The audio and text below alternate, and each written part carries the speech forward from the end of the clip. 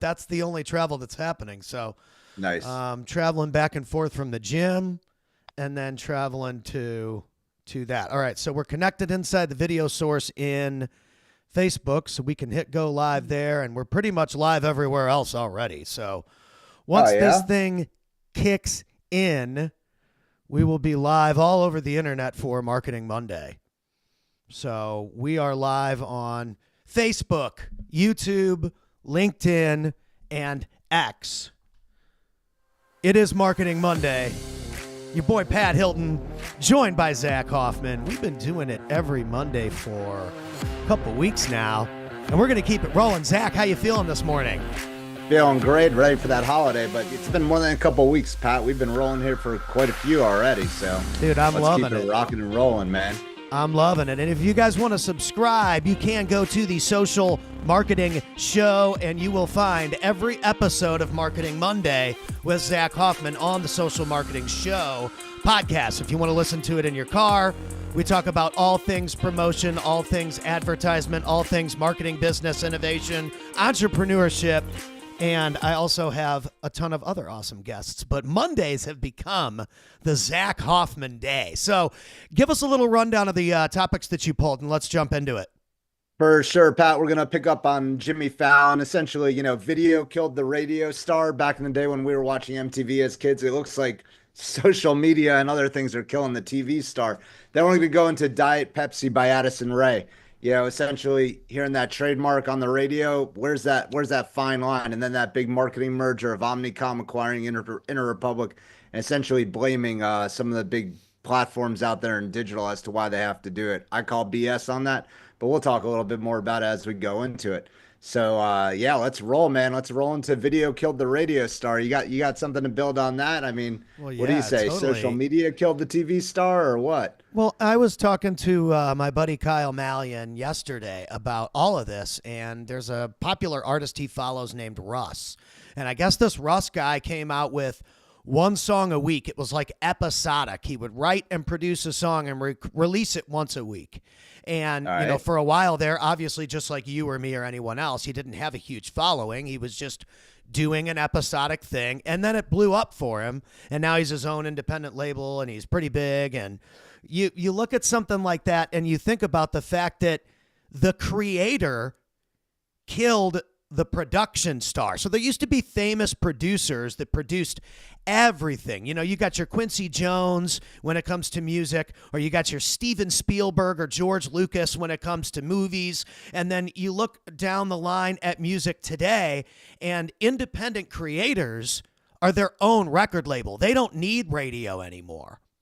And so online video, online podcasting, producing your own music and your own music videos, or doing what Russ did, that is the way now. And there's so many people that have figured out, wait a minute, I can produce this all on my own and book my own tours and my own rooms and my own shows or my own conferences or whatever and keep all the cash and be my own business. Yes, you can. The modern economy's changed that because of digital, we talk about digital transactions, a good website, a great product or service, and now the whole world can see it, and you don't need radio. You don't need a record label. Well, the gates to distribution are ever evolving. Correct. And they're more open than ever. Oh, for sure. I mean, just, to go on to back to Jimmy Fallon with his 1.2 million viewers on traditional TV. Just to compare, back in the day when you had the great late night show battle between Jay Leno and Dave Letterman, they were both at Jay Leno had 3.8 million viewers on average. Dave Letterman had 3.1 million viewers on average. So we're talking these guys essentially what we're dating about like 10 years ago, 15 years ago, had 2 to 3x the amount of viewers. Jimmy Fallon, the record, late night show, talk show host, on NBC right now, is essentially at 1.2 million viewers, a third of where they're at. On Instagram, he's got 23 million followers, Facebook 10 million, TikTok 11 million, and then on YouTube 32 million subscribers. But essentially, they're saying that doesn't pay the bills. They're saying there's no advertisers buying, through him to get onto his social media platforms because like Mm. they're measuring it on traditional TV commercial sales. It's a dying, industry in a way. It's very interesting when you look at the metrics and the data. The data supports that it's dwindling. So, what do you think about that then? So, where does late night talk show or late night TV even go? Because if younger generations are not embracing that as the thing, and they're going on YouTube or they're going on podcast sites or they're going on X or Facebook to watch what they're going to watch, Yeah. just like we just said 5 seconds ago, the creator has all the power in 2025, but Oh, you it's got to figure yeah. out how to get eyeballs and people don't like this anymore, but I think that this is a core thing I learned 6 or 7 years ago when I met all these big guy speakers for the first time and investors and business people, and they were like, dude, the niche is where you're going to win. For and, sure. and But I it's agree also, with that. yeah. Well, if you look at, so like why they had these late night shows in the past, I believe it was really to push an agenda or to push like movies that they produced or Yeah, TV shows to push like other stars that they have, essentially in a movie coming out. But if you look at like we've talked about The Rock on social media and how huge he is, so he huge. can basically push anything forward. But even if I measure it off my kid and what he wants to see Minecraft and he wants to see Jack Black. That comes out in April. So when you look at like, I guess the future of syndication or future of like even like big movies, you look at like Mario Brothers, like it's just finding great franchises that I guess like already have their distribution, already have their audiences, like people that are like married to essentially the content and the assets and leveraging partnerships there to really, parlay to the next level. It's not the influence of a late night show guy or, somebody it's correct me if I'm wrong, but I think that age old like distribution model of like tune in at 11:30, figure out what's coming out this weekend. I think you're better off betting on a big, big following that's already engaged in watching. Well, and that's the thing about us as we continue to perfect this. We were talking about, I mean, what time should we do this? What does it look like? And I mean, if we had a time every Monday and we could tell everybody to show up to the live every Monday and we're set up and we're ready to go, which I think our sweet spot's like 8:30. Central Standard for you. Yeah, and Yeah, but so yeah, like I think figuring that part out, at when can people tune into your channel? How can they find you? And how can they sign up for a call? This goes right back to what because I had no money to market myself any other way than social media. So I'm like, all right, mhm. well, it's $99 a month for a ClickFunnels site. I got 99 bucks. And then all I have to do is send people to this ClickFunnel with this video of me telling them what I do.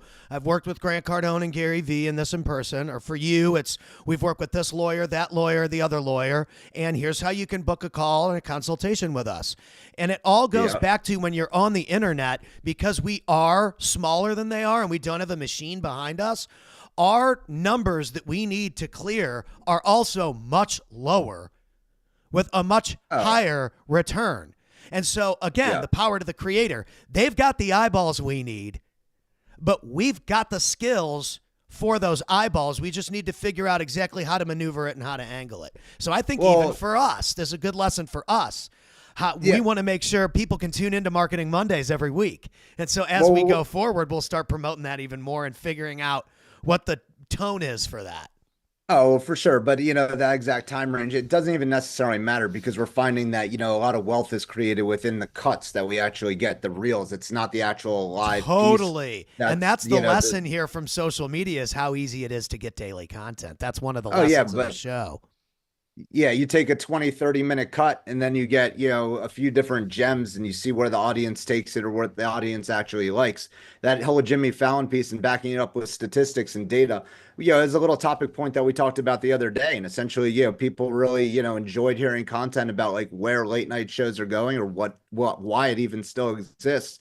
So we just built up on it a little bit more. So it's taking those gems of content and then essentially leveraging it into more expanded content and picking up for some more details as you go forward. It's really expanding content into content.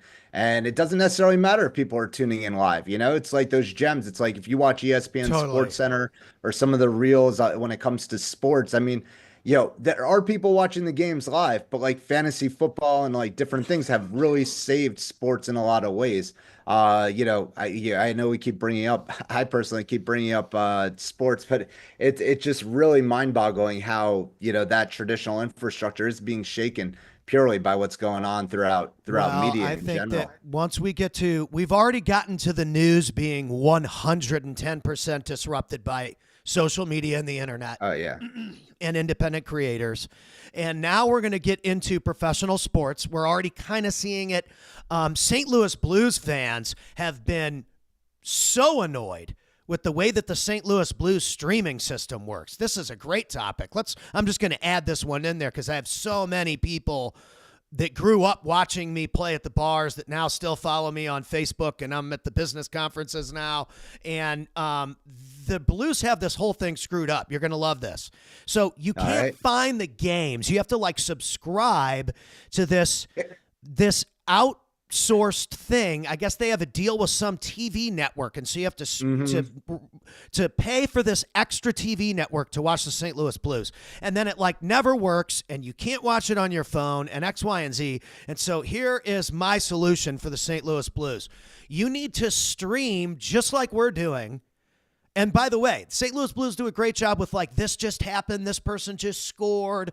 Blues are up 3-2 going into the third period. I mean, they're doing like everything else right, but like, where can I watch the game? And so what's going to happen is people are going to pirate the game. People are going to find a stream, and now you're losing the revenue. So Yep. those $50 a month you could be doing. So here's what the Blues need to do. You guys need to have a thing in an app, like the St. Louis Blues app has a subscription model, and for $29.99 a month, you get to watch all the Blues games in the Blues app, and it goes, directly to the St. Louis Blues. Keep it and sell it on your own. You don't need TV. Go right to your customers' phones. Then, if you buy the $100 a month deal, you get the T-shirt of the month, or you get the little freaking bear stuffy mailed to your house. For $500 a month, you get this or whatever. You know how it is. You get the 20% discount on the jersey because maybe Zach wants to buy his kid a jersey, right? But the streaming, you almost want to just give that away for a price that's just so brainless. And then everyone in St. Louis or St. Louis Blues fans that have left that still watch the team will all gladly pay that $30 a month to see it. I just want to watch it on my phone. Yeah. So they haven't. You're definitely passionate about that. They're screwing that up. Oh, I mean, and they as need a streaming team. So if you guys need help, Zach and I will hop on. We'll stream it for the people. In fact, as a Marlins fan, in fact, it's sad, but I could go find the pirated version and pull it up and screen share it and show you guys how easy it is for people to take it anyway. And then you'll realize that you need to be implementing this system and charging for it. Because that's what's going to happen is the pirates are going to come in. Everybody's going to figure out how to get the streams just like they stole CDs back in the day. Nobody bought the new Limp Bizkit CDs. Somebody pirated that shit. The Napster streaming. That's what's going to happen with streaming. And unless you put a system in place to where people can subscribe 20, 30, $50 a month, you're losing a ton of revenue by not having those people in your system. For us, we just give it away for free because we want to earn those eyeballs. It's the viewers. I mean, it's the loyalty of the fans. And that goes, another topic that's very interesting is YouTube. YouTube TV is raising their prices, right? And they're saying it's because of like the cost of content, the price of content. The first thing that went through my mind when YouTube is paying for content, I'm like, you all have the most stickiest content. People are uploading to your network for free, yet you're still paying ESPN and all these like antiquated networks for their content. What they have to ask themselves, why are we paying for this content? Like, should we start a YouTube channel on YouTube TV of like Blippi and like all these other people that have like really like just submitted their content for us? Even like NBC News, they have a YouTube channel. They're uploading it because they get more viewers on YouTube direct than they do through like live broadcast. So, going on in my head, I was like, why are they paying all this money for access to live content when it's YouTube? Like, as a user, as somebody that pays them, the only thing I really care about is live sports sometimes. And it's like, Yeah, why why are they upping the ante on the content costs? Yeah, I think what's going to be interesting is YouTube's going to get to squeeze them all at some point because yeah, they used to muscle the cable operators or black out like DirecTV, This yeah, stuff, the different right? networks. This stuff's been going on forever. They tried to shut the UFC down back in the day. They called it too violent. I can't remember the guy's name who was in like Congress. You know, one of the political Yeah, figures was like, oh, John McCain or whoever it was. And it was just like, dude, they put stickers on CDs for explicit lyrics way back in the day. All it did was yeah. make it cooler. They tried to ban UFC streams, said it's too violent. We won't sanction the fights in this state, that state, the other state. They're huge now. And in fact, Yeah. they're so big, and we talked about this too, they're so big that professional bull riding, UFC, and WWE are all under this TKO company. They all got acquired for Really. billions of Yeah. dollars. And so Oh, all no. these brands that mix entertainment with a skill set, a performance skill set like UFC or WWE or professional bull riding, you have to have skills and like professional physical abilities to participate in any one of those sources of entertainment. They're competitive. For And that's sure. I how it's mean, but becoming with content too. well, it's Content's funny getting more too. competitive. I don't know about you, but I've had friends for decades that have like DVR'd or recorded games and been like, "Don't tell me the score of the game. I still have to watch it." You know, Oh so it's like man. going back to what people are paying for the price of live content, or these networks are squeezing people for live content. Like, I don't think the consumer really cares as much as they did about live content as per se. And like I said, YouTube, if you're listening out there, like you guys have a gold mine of content. Like Mm. I wouldn't hold it against them if they had YouTube TV channels that picked some of their best content out there, best produced content, and actually created channels where you could engage with specific like YouTube and show off creators live, show off creators with their piece of content, Well, live it's like streams, and you put said. commercials on it. It's like you said about Gary Vee with the live shopping stuff. I think Yeah. he's accurate. Oh yeah. And I think that's what we need to do. All we're doing by coming on here and doing this is number one, showing people it's possible to do it. You don't need to Yeah. be fancy. It doesn't need to be scripted. It doesn't need to be super planned out. When Zach comes here and we sit in the chairs, it'll look a little different. It'll look more like a, studio session, but it's Take supposed a to be. trip out This there. is supposed to look like we're at the office and we're working and we're running companies. And like you said, it's the ESPN model. ESPN Yeah. is using a podcasting model to broadcast their stuff and pull clips from it, and all that clip stuff gets shifted to the internet. Oh, for And Stephen sure. A. For sure. Smith has blown up because of that model. Oh, he's Stephen the A. just took it and ran with it. I give him man, much love. yeah, but his hooks on content. Don't get me We started. gotta get we gotta get Stephen A. Smith on the Marketing Monday show. Yeah, yeah, funny. Stephen A. All right, Zach Hoffman's ready to go toe to toe with Stephen A.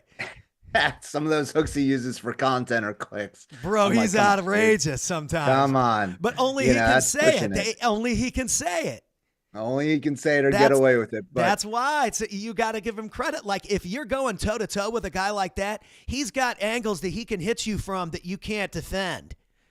So hey, man, he's dope. he's got the platform. Uh-huh. You know, to keep going forward here, another topic that we talked about. So I was listening to the radio with my kids, and the Billboard 100 is on, and there's a song, Diet Pepsi by Addison Rae, and I'm like, I had to like double, triple check this. I'm like, Diet Pepsi. I'm like, are they running a commercial on the radio, or is this really Is a this an song? actual song? This is an actual song, and she has Wow. 30 million plus cumulative views over, across YouTube. So I can only imagine the exposure, the impressions, the reach that Pepsi has gotten from this song, Diet Pepsi. And there's three people in the car listening when I was driving, and I was just amazed to hear Diet Pepsi on the radio. And then I looked it up. I was like, there's no real endorsement. She just used the trademark, the brand, put it, as the name of her song. Right. And it's interesting because, the companies and brands for a long time have been protecting trademarks, right? But now we're in this new, evolution of content or this new era where, here you go. Somebody used Diet Pepsi as the name of their song, broadcast it throughout the radio and all these main networks, and they're cool with it. So they, it just rides. But it's very interesting because it's a lot of reach. And they didn't pay for it.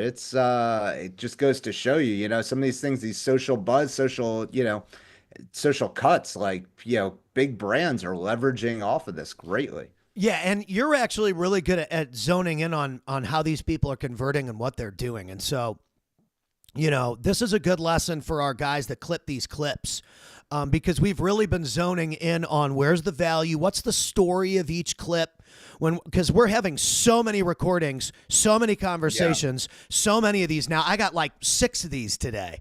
That's why I was like a jumbled mouth, like this morning. But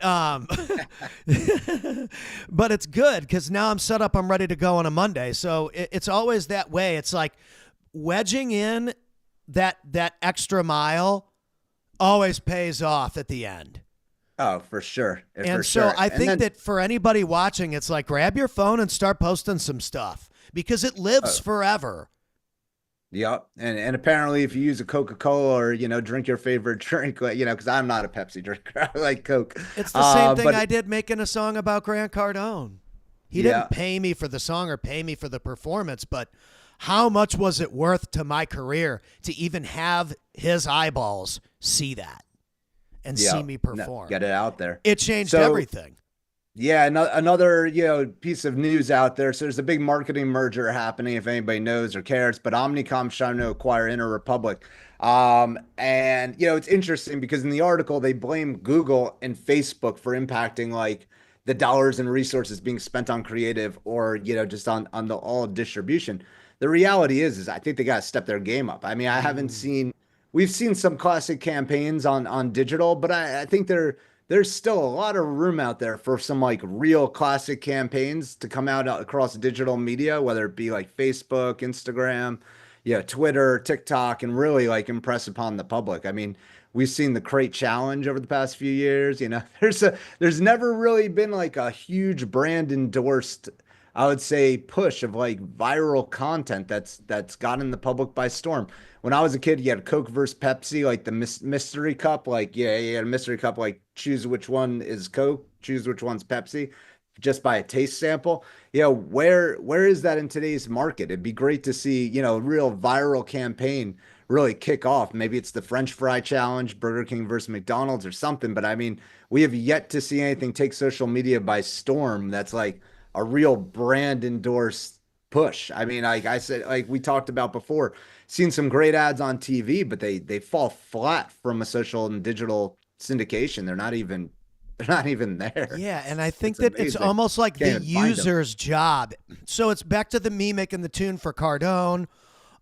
Gary Vaynerchuk did a thing on this person that made this cheese thing at Chili's, and like the cheese came out and it was just some user-generated video, some chick that was eating there, went totally viral.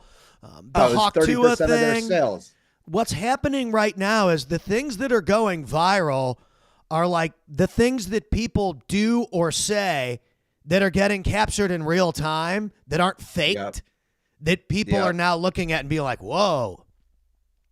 And so we have to think about, because the live matters, but it's the replay that goes viral.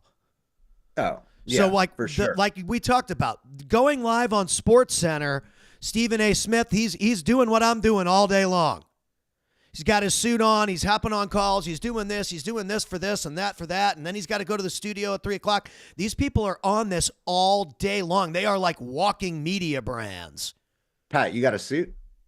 I mean, I can. I can sometimes. I need to pull a Kevin O'Leary on here sometimes and like wear the top that looks really clean. And then from the side, I've got like pajama pants on. But I think that what we're doing here is a good example for everyone, especially the LinkedIn followers, because I've been thinking, how do I attack LinkedIn? How do I do video on LinkedIn? And I think live videos like this are the best way to just get something out every single week, episodic, having conversations, and then just have fun pulling from it. Because like you said, SportsCenter and all these people have been doing it for years. there's always information, there's always news out there to cover. I mean, there's always great stories, especially in your niche or whatever market you may be in.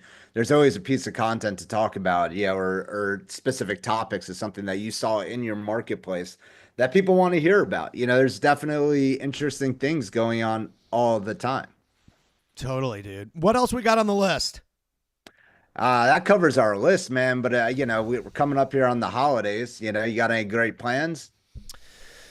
Not really. So today we've got a full schedule at the Content Hub. So if you guys don't know, Nice. we run a local private studio here in Dallas, Texas at my house. It's called the Content Hub. And we've got people coming in. So we got a couple Zooms coming up here in a little bit. And then we've got 3 people recording today. And then we've got people here Wednesday, Thursday, Friday, and then I got stuff to do Saturday for promos for the company before the end of the year. So it's a Nice. busy week of filming content. And, I think that it's going to become more and more important for people to have creative editing teams and distribution teams like mine moving into these years ahead. And so I think that we've really built something through a time where people didn't understand it. And we were able to get through those times where people didn't get it. And now we're at a time where people know that they need it and they don't need to get it. We will just do everything for them except talk on the camera. And so Yeah, no, that's the goal. For sure. For sure. It's just like you, like the people that work with your marketing agency, like myself, I don't want to learn ads, or I'm not going to be as good at running those campaigns as you when you've done that for 15 years. But I can give 20. you the video to run as an ad. Yeah. 20 years. Yeah. 20. Yeah, but yeah, it's the plan, it's the execution, it's the syndication, you always There's it's so a many pieces marathon. to it. There's so For many every pieces. for every one client you and I have had that are like, oh, I'm just gonna take it over and do it in house. You see them do it for like a day, and then they're like, Dude, people, yeah, It just- people that leave our social media agency, there's a couple of them that still post. Yeah. And then there's obviously those people that we just integrate with. We just do certain jobs for certain people, which is fine. yeah, But usually the people that don't stay don't post anymore. yeah. And I No, find it just- you go baffling crickets. because Yeah. these channels are free to use. Even if Oh, you for don't sure. pay for a creative editing team or you don't pay for an agency or whatever, using these platforms is a huge mistake. Oh yeah, there's definitely opportunities to continue to get content information out there, and the gates are down. Totally, it's awesome. dude. Totally. It's awesome. Rock and roll. Ladies and gentlemen, this is Social Marketing Show, Marketing Monday with Zach Hoffman. It's going down. Hope you guys have a great week. Turn up the And a beat great little. holidays. Yeah, great Thank holidays. you, Pat. Great Yeah, for holidays. sure. We're going Thanks to to be here on you. these Mondays, right? For sure, for sure. We'll have to talk about next week and the holiday after, but yeah, we'll make it happen. The Might be a different 23rd. scenery, different backdrop. We'll see. Yeah, we're going to spice it up. Appreciate you guys. Amazing. Have a great rest of the week. Hope you do great great things. Get out there, stay motivated, and crush it. We're going to end on Facebook, and then we're going to end everywhere else here in Ecamm.